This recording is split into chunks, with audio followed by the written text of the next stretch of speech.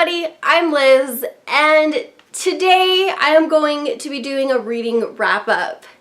Now, I haven't done a reading wrap-up with you guys since my September reading wrap-up back in October. So that's a lot of books I haven't talked to you guys about, and I'd really like to talk about them and kind of get your opinions on them and everything. So what I'm going to do is I'm going to start with January and then move my way back in time all the way to October and just really wrap up all these books. January, I read a whopping total of 3 books and 3 small books by that fact. So we're gonna start off with my last January read, which is A History Is All You Left Me by Adam Silvera. And all I'm gonna say about this book is I cried a ton, especially the first half of that book.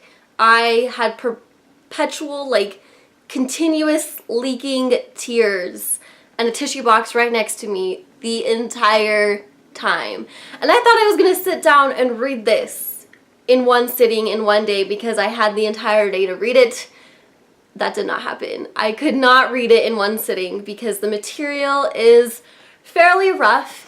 It centers around a guy named Griffin who has to attend the funeral of his first love and ex-boyfriend, Theo.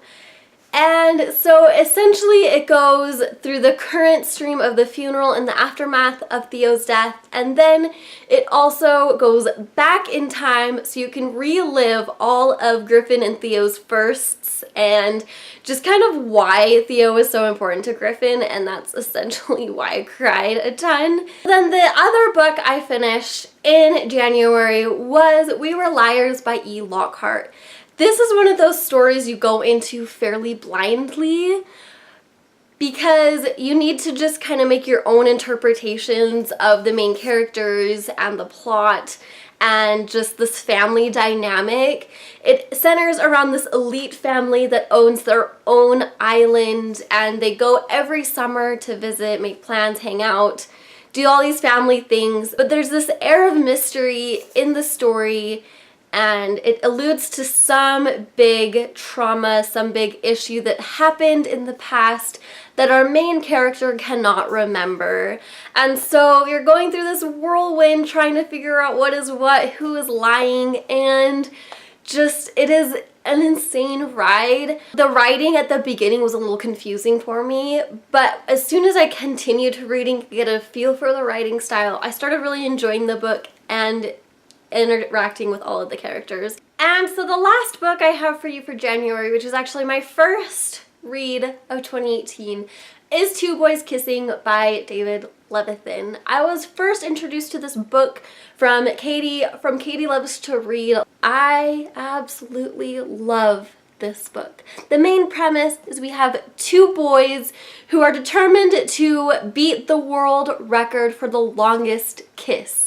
And that is 34 some odd hours, which is a very long time to be standing in one place without bathroom breaks, kissing. There's also a tie-in to the lives lost from the AIDS epidemic, especially centered around the gay community.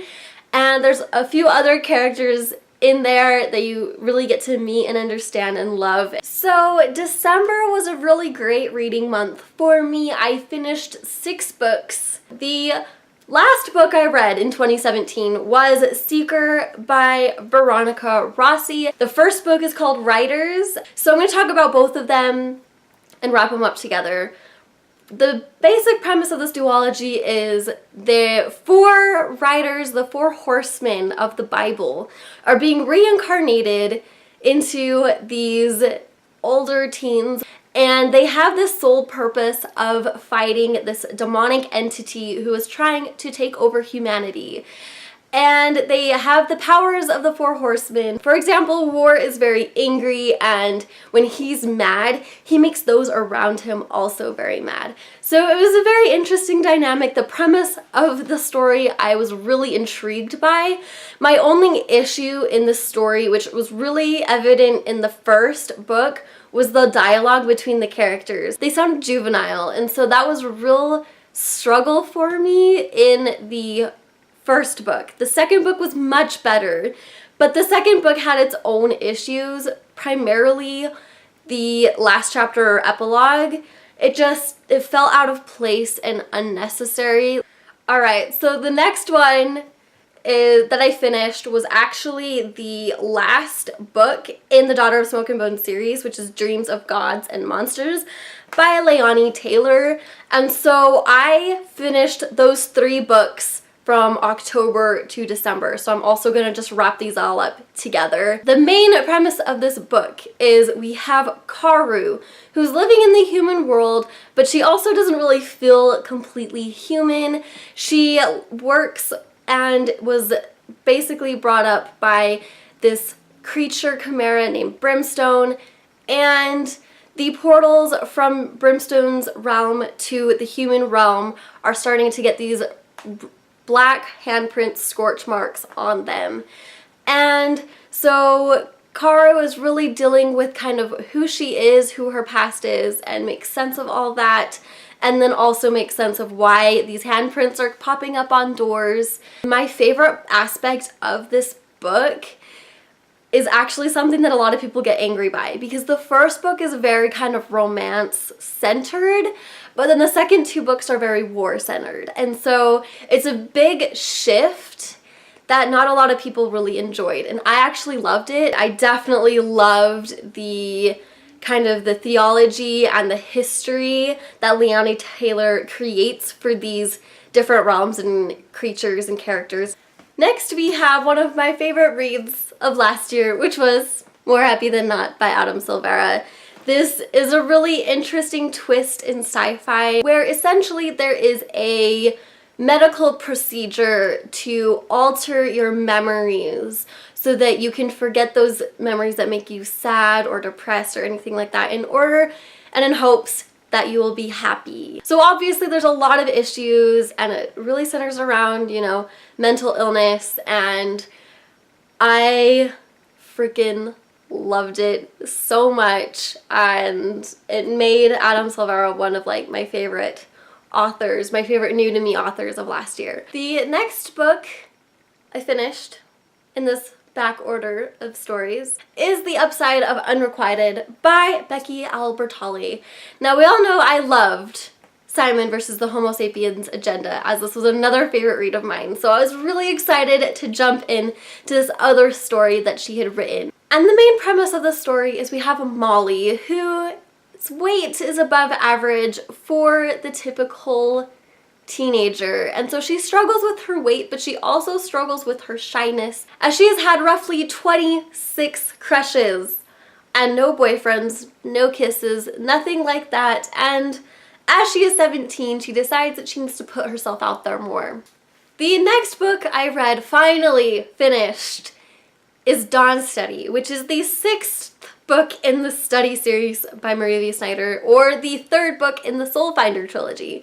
And I completely wrapped up that era of Maria V. Snyder's writing and her just realm and everything of that. I definitely loved the conclusion of this book series, and this book particularly was done very well. Obviously, I grew to love all of her characters. The next book I finished was Fangirl by Rainbow Rowell, and everybody knows Fangirl. It's about a girl named Kath who starts her first year at a university, and she writes fan fiction for a story, and she has a lot of anxiety issues. That's kind of all I can say with the book.